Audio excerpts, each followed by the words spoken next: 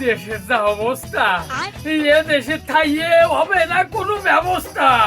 আগে তেলটুকু মাইয়ে নই, তারপরে চলে যাবো বিদেশ। এ দেশে আর থাকবোই না।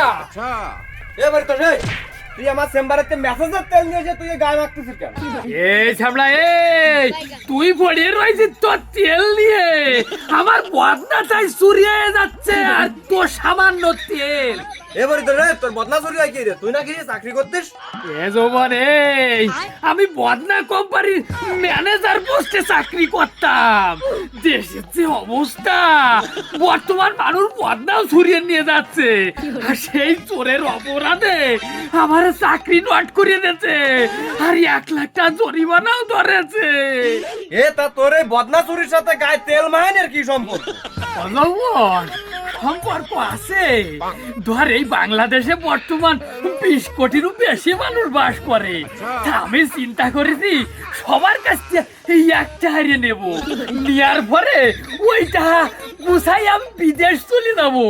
তা আমি যখন বিদেশে যাব, প্লেনে উঠবো, ওই সময় আমার যেন টাকেও ধরে কেউ রাখতে না পারে। সেই জন্য আমি গায়ে তেল ভাসছি।